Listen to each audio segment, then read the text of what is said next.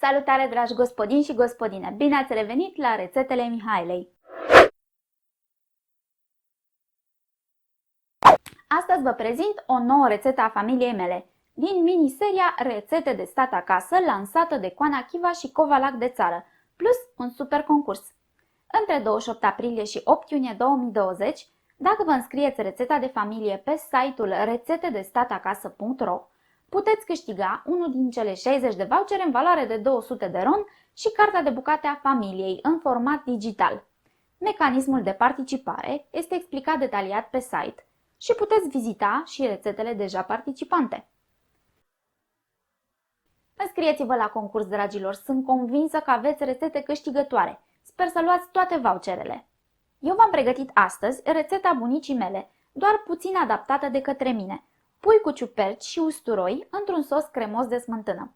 Acest fel de mâncare mi-aduce aminte de copilărie și e menit să fie atât gustos cât și plăcut ochiului, încât să-l puteți pune pe masă cu mândrie atunci când aveți musafiri.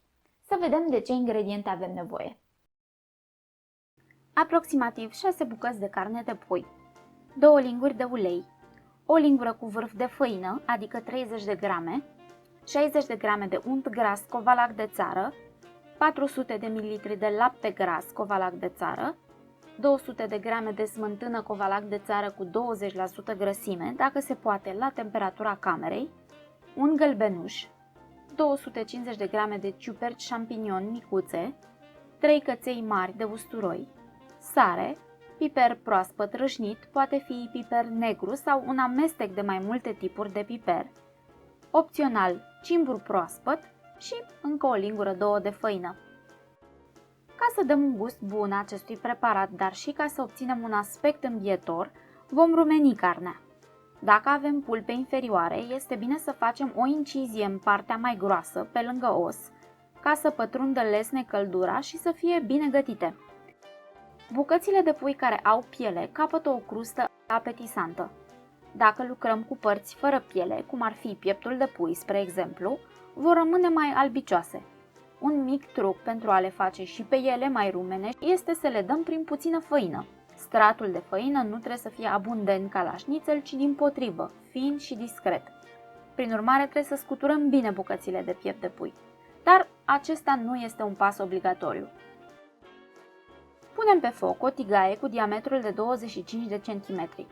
Când este bine încinsă, adăugăm 2 linguri de ulei, apoi așezăm bucățile de pui. Este important să avem o tigaie încăpătoare și să fie bine încinsă. Dacă bucățile de carne stau aglomerate într-un spațiu mic, vor începe să fiarbă în suc propriu și nu se vor mai rumeni cum trebuie. Pieptul de pui are nevoie de mai puțin timp de gătire în comparație cu celelalte bucăți, așa că îl voi scoate primul. Îl vom ține acoperit într-un loc cald până sunt gata și celelalte părți. Între timp ne putem ocupa de sosul cu smântână. Baza lui va fi un sos beșamel. Așadar, măsurăm 400 de ml de lapte gras Covalac de țară. Avem nevoie de asemenea și de unt gras Covalac de țară. Sosul alb pornește cu cantități aproximativ egale de unt și făină, deci avem nevoie de 30 de grame. Topim untul într-o cărăticioară, apoi adăugăm făina. Am observat că multe persoane sunt îngrijorate la astfel de rețete că făina se prăjește și devine grea pentru stomac. Pentru că untul întotdeauna are și o fracție de apă, este imposibil ca făina să se prăjească. Ea practic fierbe în unt. Bulele pe care le vedeți la suprafață este apa care se evaporă. De-abia când aceste bule dispar, poate începe prăjirea. Tot ce trebuie să facem este să adăugăm un sfert din lapte înainte ca asta să se întâmple. După adăugarea laptelui, trebuie să amestecăm energic și continuu până ce se formează un aluat legat ca o mămăliguță. Fără să ne oprim din amestecat, adăugăm o nouă porție de lapte. După fiecare adiție, așteptăm ca sosul să se îngroașe și să devină fin, omogen, fără cocoloașe. Procedăm așa până terminăm tot laptele. Apoi trebuie să mai fierbem doar 3 până la maxim 5 minute ca să ne asigurăm că făina este gătită. Se face proba gustând sosul. Făina crudă se simte pe limbă ca un praf. Dacă sosul este catifelat și cremos, este gata. Scoatem și celelalte bucăți de carne și le alăturăm pieptului de pui deja gătit. Nu aruncăm grăsimea care rămâne în tigaie. Ca să terminăm sosul nostru cremos, avem nevoie de aproximativ 200 de grame de smântână covalac de țară cu 20% grăsime, dacă se poate la temperatura camerei. Iată încă un mic secret. În această smântână vom pune acum un gălbenuș, care va da un plus de finețe sosului. Amestecăm bine.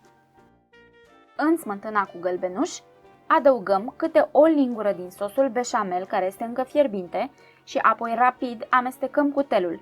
Procedăm așa până încorporăm tot sosul beșamel. Acest proces se numește temperare, iar scopul lui este încălzirea treptată a smântânii cu gălbenuș pentru ca ea să nu se brânzească mai târziu.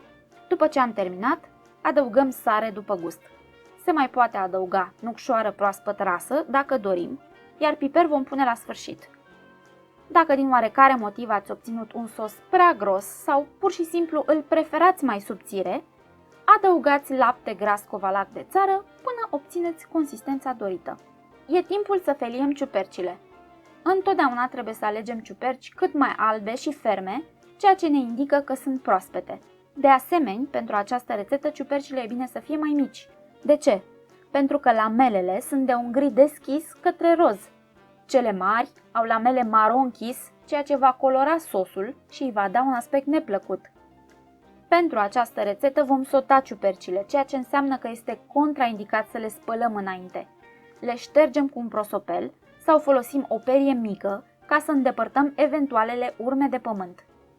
Ca să obținem ciuperci cu adevărat gustoase, le vom sota în unt și în grăsimea rămasă de la pui. Așadar, mai tăiem o bucățică de 30 de grame de unt gras covalac de țară și îl punem la topit în tigaie. Așteptăm ca fracția de apă să se evapore, adică așteptăm să dispară spuma, și adăugăm ciupercile. Focul este mediu. Nu putem folosi un foc iute pentru că untul se arde.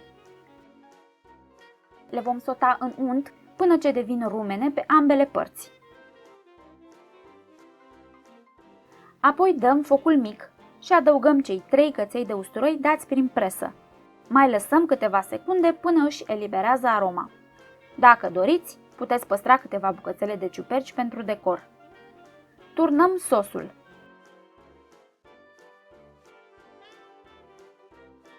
Adăugăm carnea pe care am păstrat-o la cald.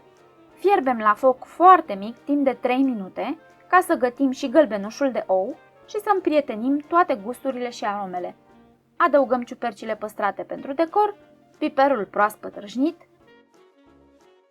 și frunzulițe de cimbru proaspăt. Mâncarea noastră este gata de pus pe masă și este delicioasă alături de o mămăliguță caldă. Să aveți poftă, dragilor! Numai bine!